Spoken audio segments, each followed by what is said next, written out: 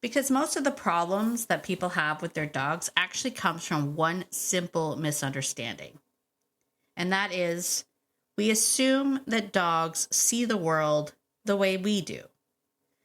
And they don't. Humans live in what I like to call Humansville.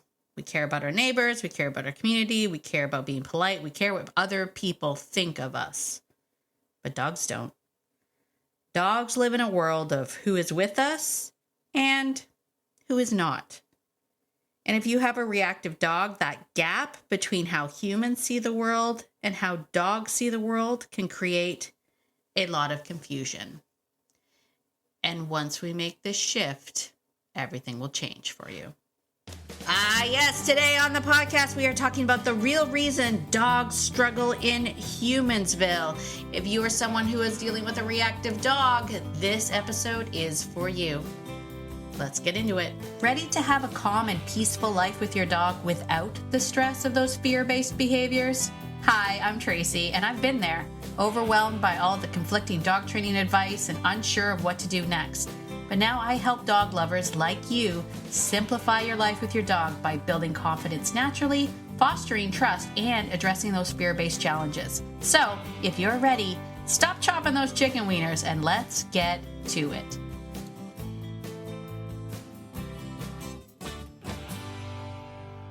Hey there, friend. Before we get started, I want to make sure that you know that the Calm Down Dog Boot Camp is coming up very soon. It runs March 17th through 19th. It's just 1 hour a day. No overwhelm, no complicated homework, just small shifts, little tweaks that will make a really big difference in how you and your dog move through the world together.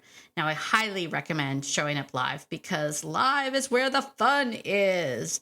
But if you can't make it live, no problem. Replays will be available. Honestly, though, the fun has already begun because we have a free Facebook group. We're doing little reset challenges. We're having conversations. And yes, there are giveaways, including some brand new Beyond Obedience merch. That's right. Do it for the t-shirt.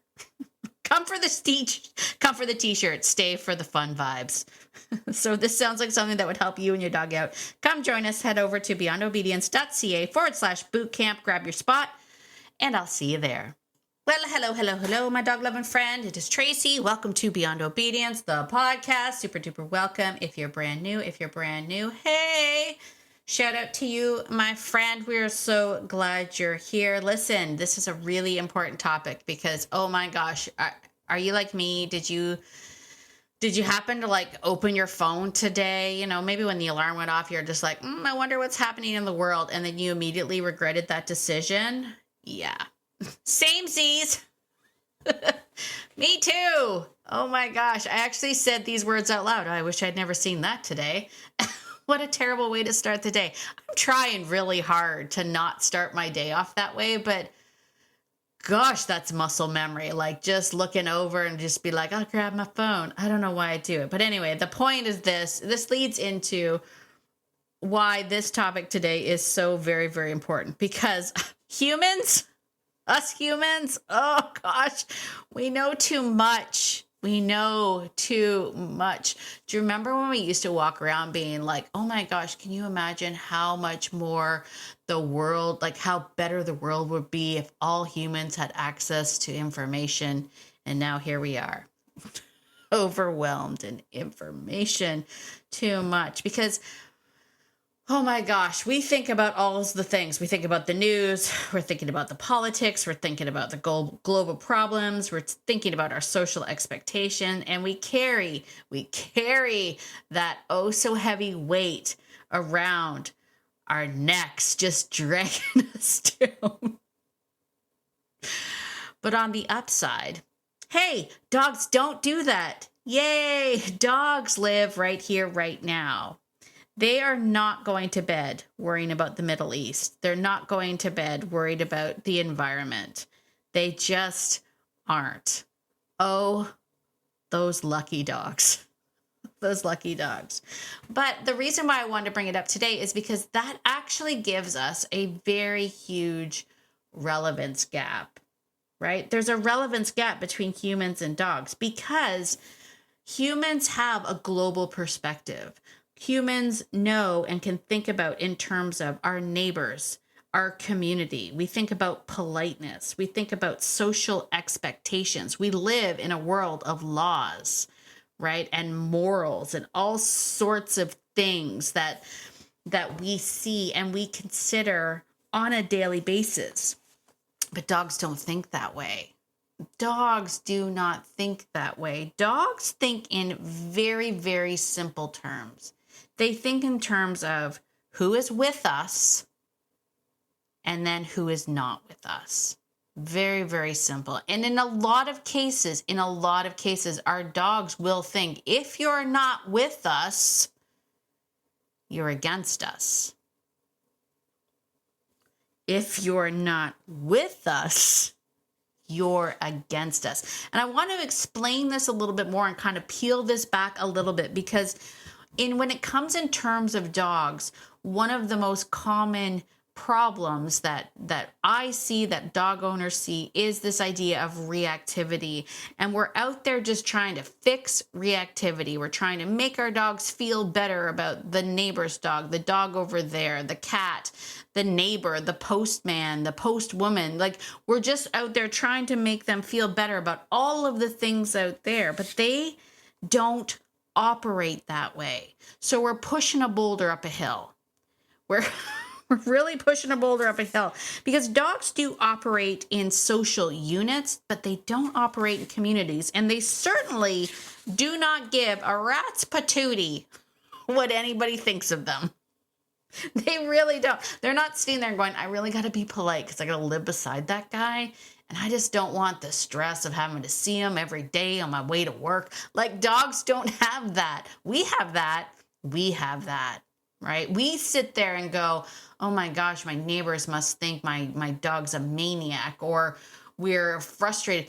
I know for me, when I was struggling with my dog that didn't like kids, I was so judgy, judger pants. I was so judgy of like people and their kids. Like, and I mean, it was ridiculous because I would say things like, why are there kids over here? Like, why are your kids near the tennis court? I used to take my dog over to the tennis court like after hours when it was dark. So obviously no one was playing tennis, but people would have their kids, and their kids would come over to the tennis. And I'm like, get your kids out of the tennis court. Like, can I have a moment's peace without your kids here? Like, I mean, just constantly. And then thinking about what they must think of me and my maniac ways, or running away from kids, all this stuff. Like, we think about what people are thinking about us, even if you say that you don't. I mean, I self-proclaimed, I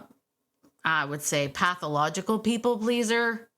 So I always think about like, well, I don't want to put anyone else out and whatnot. I will twist myself into a pretzel to make people around me happy. Even people I don't know. I mean, it's not right. I'm not saying be like me. I'm saying that it exists. Whereas dogs don't have that, right? Humans say we have to be nice. We have to be friendly.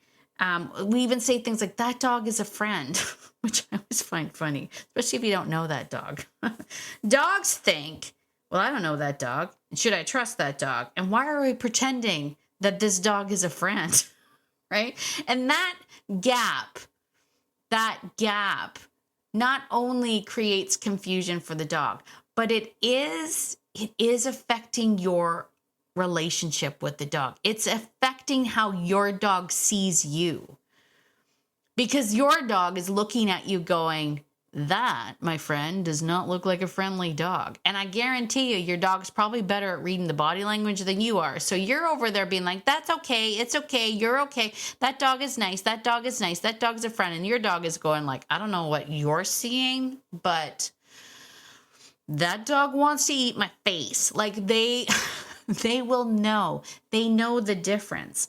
So that gap that we have is not only creating confusion, it is literally chipping away at your relationship. It's chipping away at the very trust that you're trying to build with the dog, right?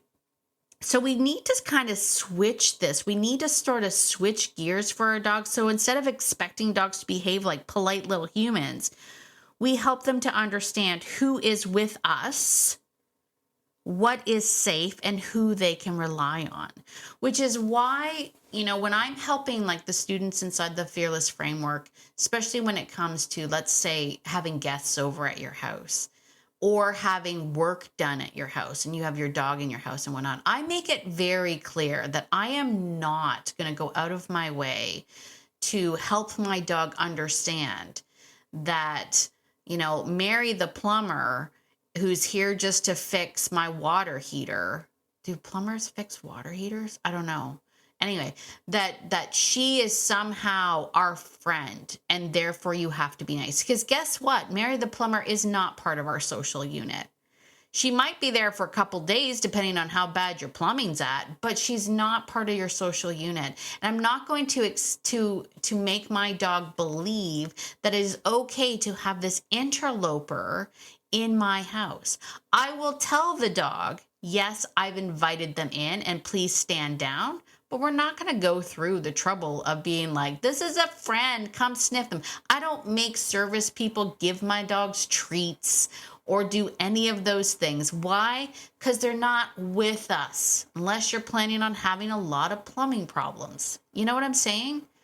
Now, in contrast to that, if I bring a new dog home and I have, let's say, in my case, my neighbor Alan, who I love his company and I enjoy him being over and hanging out at my house, then I am going to take the time to let my dog know that even though this person isn't here all the time, this is part of our social unit, temporary part of our social unit. When he comes in, I do expect you to go through take a good sniff and let him know that, he's safe and we're okay and everything's okay, because this is somebody that I want to be a part of my life. But I don't go and do that for everybody. I don't go and do that for temporary guests or interlopers or whatever. If you're someone that has kids, you definitely want to make sure that your dogs understand that your kids' friends are allowed in the house. Like, you want to make that clear that they are with us. They're not against us. I hope that makes sense. I hope that you can kind of step into the mind of your dog for a little bit and just kind of see why this would be confusing for them. This idea that, strangers are coming and going in their den, in their space, in their safety. And once you start to understand it, it's not about making allowances for it. It's about showing them in a different way, right? Being able to, for example, if you have a dog that is barking all the time in the backyard at all of the dogs walking by or your neighbor's dogs, when you start to understand how dogs see the world, you're going to go, oh, well, that makes perfect sense. Of course they would be barking. Does that mean that we allow them to bark? No, of course not. But the way that you're going about stopping that behavior probably isn't very effective, especially if it's just about punishing that behavior. Because when we start to see it for what it is, all of a sudden you're going to go, oh, punishment seems stupid. Like punishment seems stupid. You are just being a dog, and I haven't clearly defined what is okay and what isn't okay and what is our territory. I mean, understand that dogs do get territory and they utilize scent and all sorts of things to establish territory. But then we drop them into Humansville and then we put fences up. Nothing says you're not with us more than a fence, right? I mean, a physical barrier that is like, you stay on that side and I'll stay on this side. I mean, nothing says you are not with us like a fence, right? So it makes perfect sense. Have you ever seen those videos? Actually, there's some really funny videos of like dogs that are barking and quite aggressively at one another at a fence. And then the guy rolls the fence open. And as soon as the fence is open, the dogs are like, oh man, and they back off and they leave. But you close the fence again and they go right back up to barking at the fence. Like, nothing says you are not part of this social unit like a fence, right? So here we are, our little postage stamp yards with our fences up, plopping dogs that are territorial by nature right? In these little boxes going, this is your box and this is your box, not fully understanding that the dog's mind doesn't work that way. Their scent carries, their scent and their marking, and the fact that you walk them around the neighborhood marking their scent causes massive confusion in the dog's mind about who's supposed to be here and who isn't supposed to be here. And then we wonder why when dogs see other dogs, they're like, what are you doing in my property? Like we're like, it's shocking. My dog's so reactive. No, it's not. It's not that shocking. And you can continue to try to correct. You can continue to try to distract. You can continue to try to, worry about all the variables out there and try to get your dog to feel better about them. Or you can step inside the dog's mind for a second and be like, I get why you're doing that. Now, because I know why you're doing it, we're going to approach this completely differently. And I'm going to make sure that you and I build an unbreakable bond together so that you're looking to me when we're in Humansville in particular, you're looking to me to be like, this doesn't make sense to me. Are you okay? And because I'm okay, you're okay. And we all can kind of give feedback. And that feedback can be like, yeah, I get it. I see that you see that dog, but I think it's okay. So we're going to move on. And I know that sounds almost too simple. Like that's too simple. Like that obviously doesn't work. Yes, it does. It does. But it doesn't happen in a training session. It happens over time. And it doesn't even happen in that moment. It happens in all the little tiny minuscule moments throughout the day. The way that you interact with the dog, the way that you show up, the way that you position yourself when you're having these conversations.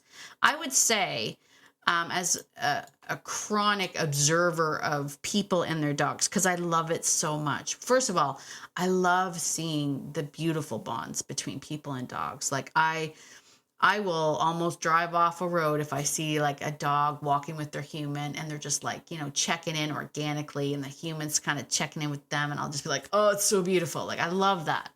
But I'll also kind of observe where there's a misconnection, where there's a missed opportunity.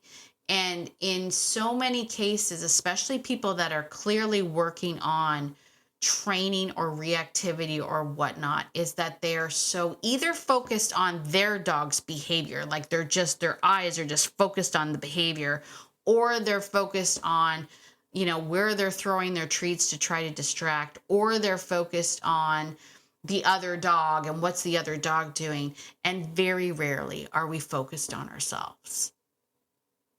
And we are the most influential thing in our dog's life. We are the constant. And we can be so influential that our mere presence is enough. And if you think that's impossible, then, what a segue, Tracy. Oh my gosh. If you think that's impossible, then I need to see you inside the Calm Down Dog Boot Camp. I need to see you inside that boot camp because that's exactly what we are talking about. That's exactly what we're talking about. We're talking about making your life easier with your dog. We're talking about how you need to show up, how switching this focus from constantly managing and micromanaging and avoiding triggers and all that stuff, and how we can make that switch so that you become the reason and the reward in your dog's life. And we're talking about all of that inside the boot camp, Calm Down Dog Boot Camp. Now that's happening March 17th through 19th. So if you're listening to this and that has passed,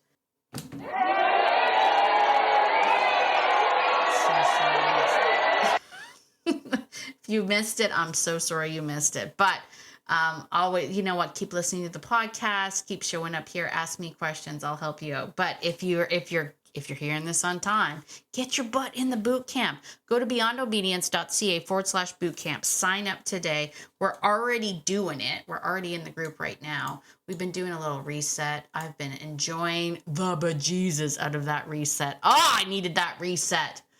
Oh my goodness, did I need that reset. Still one more week for the reset. We're doing some fun stuff this week as well. So get into that boot camp.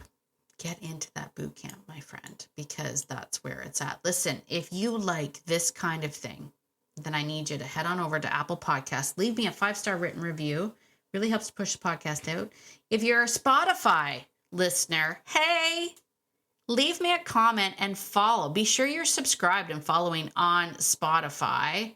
Spotify notify means like you could have a lot more followers if you tell them to follow you. And I was like, I didn't even know Spotify. So this is me telling you, if you didn't know it, neither did I. You can follow the show over on Spotify. Leave a comment over there. As always, my dog loving friend, get out there today, and be the person that your dog thinks you are, because your dog thinks that you're amazing, and so do I. Have a fantastic day, and I will see you in the next episode and in that boot camp. All right, bye for now.